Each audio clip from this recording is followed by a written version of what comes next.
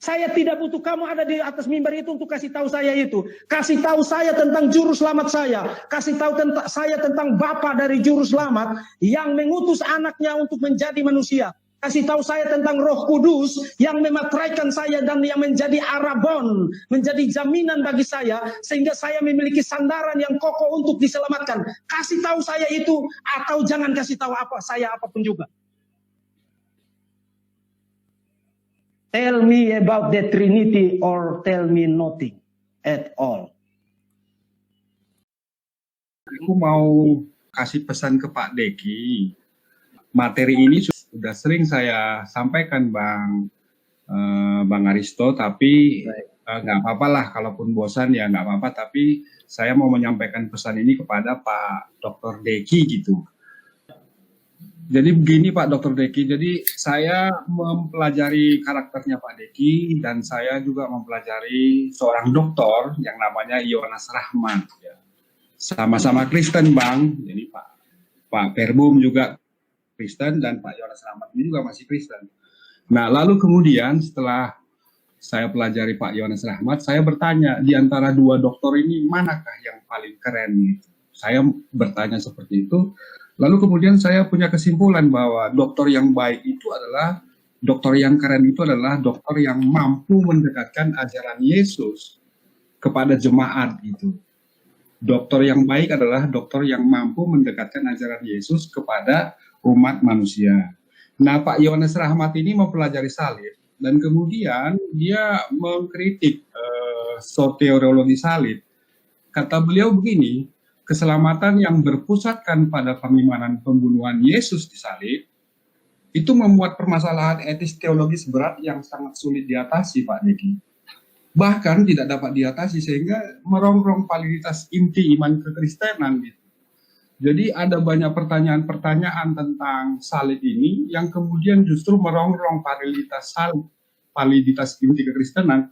Misalnya tentang peran iblis, peran Yudas, lalu kemudian ada tipu daya dari orang-orang yang ingin membunuh Yesus gitu, Pak Deki.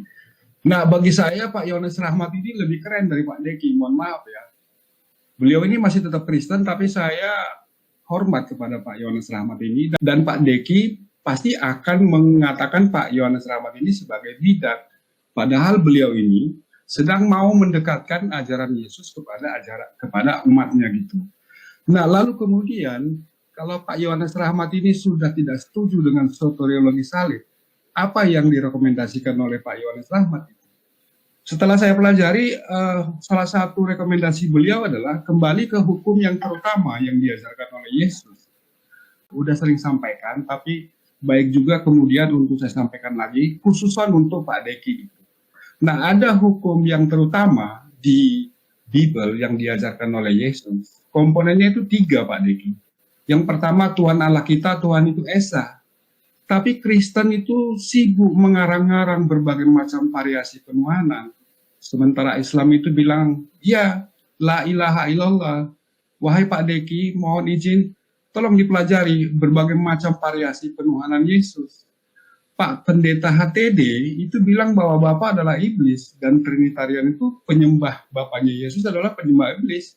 Bagi Pak HTD, satu-satunya God adalah Yesus. Ini kan penyimpangan yang luar biasa. Artinya Pak HTD itu ingin menyingkirkan sama sekali Tuhannya Yesus, Pak Deki. Terus kemudian ada Pak Esra dan ada Pak Deki, ya, yang sebenarnya ingin mempersekutukan Yesus dengan Tuhannya Yesus. Bahwa Bapa, Anak, dan Roh Kudus adalah 3 oknum God yang berbeda, berfree will sendiri-sendiri, dan mereka bertiga ini sama-sama God. Mereka bertiga harus berfree will sendiri-sendiri karena ketiga oknum God itu bukan wayang bagi oknum God yang lain. Ini kan Pak Deki sebenarnya sedang menyekutukan Yesus dengan Tuhannya Yesus sebagai 2 Tuhan yang setara. Kan gitu kan Pak Deki. Lalu kemudian ada model JT yang mengatakan bahwa Yesus adalah Bapa dan Yesus adalah Roh Kudus. Yesus itu Bapa itu sendiri. Bapa itu ya Roh Kudus. Lalu ada model Paulus yang mengatakan bahwa Bapa itu Elohim, Yesus itu El. Nggak tahu kita apa maksud beliau ini. Lalu ada model Kristen yang umum, ya, Kristen yang umum. Mereka bergerejanya di Trinitarian, Katolik, tapi malah mengimani bahwa Yesus itu adalah Bapa itu sendiri. Pak Mangapul Sagala telah mengakui ini, Pak Deki. Lalu kemudian ada model Unitarian, Bapa adalah satu-satunya God yang benar, tapi Yesus tetap dianggap sebagai pencipta. Artinya ayat di Bible yang mengatakan bahwa hanya Yahweh yang mencipta, itu dilanggar oleh teman-teman Unitarian. Lalu ada model Triteos, yaitu ada 3 Tuhan beda terpisah, dan ketiganya memiliki hierarki.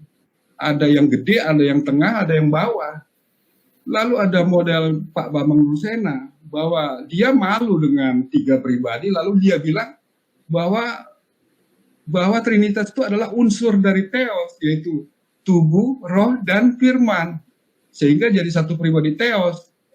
Lalu ada model Mormon, bahwa Bapa itu adalah seorang manusia, tapi telah sampai pada tahap Superman. Itu hukum yang pertama. Itu hukum pertama yang justru dilanggar oleh teman-teman Kristen.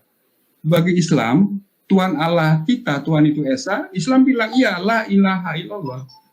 Lalu kemudian yang kedua, kasihilah Tuhan Allahmu. Muslim mengasihi Allah dengan berusaha mengikuti semua aturannya. Tapi bagi Kristen, tiada yang dibenarkan karena Taurat. Taurat malah hanya bangkitin dosa. Maka satu dari 3 God itu harus dibunuh sebagai tebusan untuk hukum Taurat. Dan Taurat jadi batal.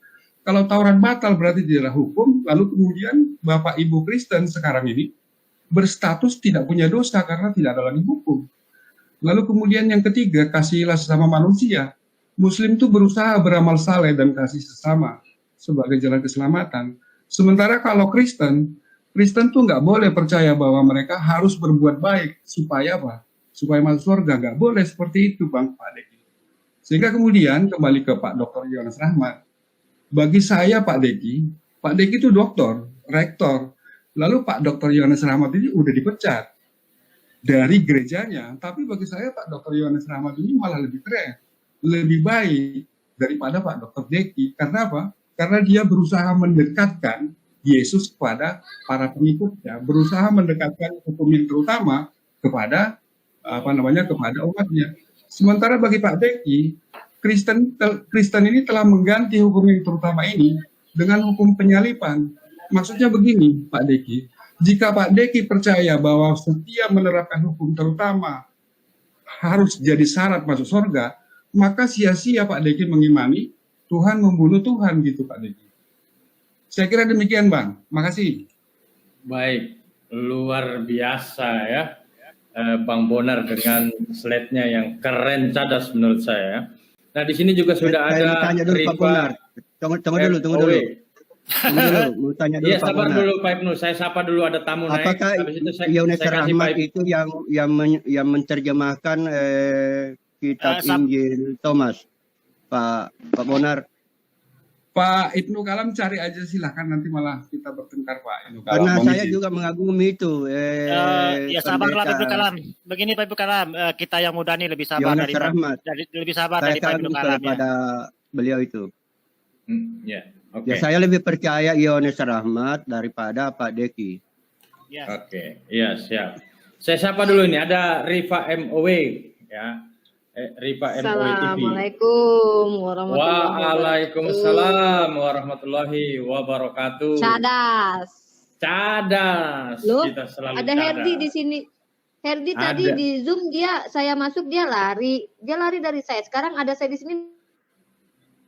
Wah, dia lari lagi itu dengar Dia suara kaburnya Uni. itu tuh nggak berani ada saya gitu. Kan kabur kan? Nah, tuh Herdi. Iya. Aduh Herdi soalnya babak belur mulu sama saya. Aduh.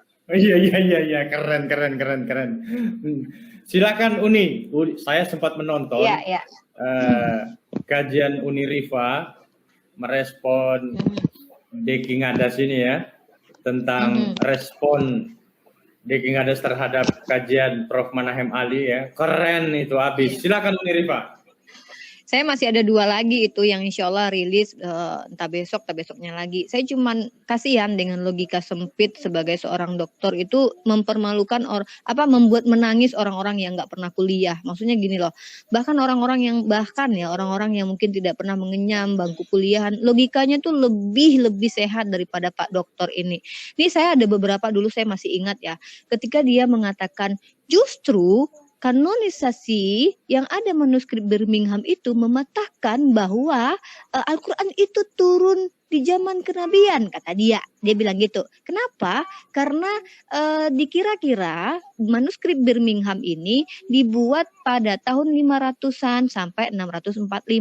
Kan koplak dia sebagai seorang dokter. Masa dia nggak ngerti ketika uji karbon itu bukan berarti dipastikan mesti tanggal sekian, tapi dikira antara 500 ke 600. Sementara Rasulullah itu kan tahun 600-an gitu kan. Jadi ditulisnya dikira-kira di tahun itu bukan berarti ditulis pada tahun 500-an sebelum Rasulullah ada atau jadi nabi gitu. Jadi masa logika seperti itu saja harus saya jewer ini Pak Deki Ngadas ini.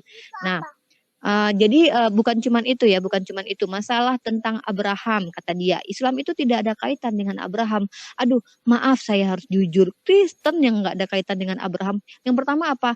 Nggak pernah ngikutin apa ajaran Abraham. Abraham tidak mengenal sistem Tuhan bunuh Tuhan untuk penebus dosa. Nggak ada diajarkan sama Abraham begitu. Yang kedua, Abraham itu tidak mengenal Tuhan Bapa, Roh Kudus, dan Tuhan Anak. Itu lagi pula ya, perjanjian kekal antara Abraham dengan Tuhan yang batalin tuh kalian Kristen.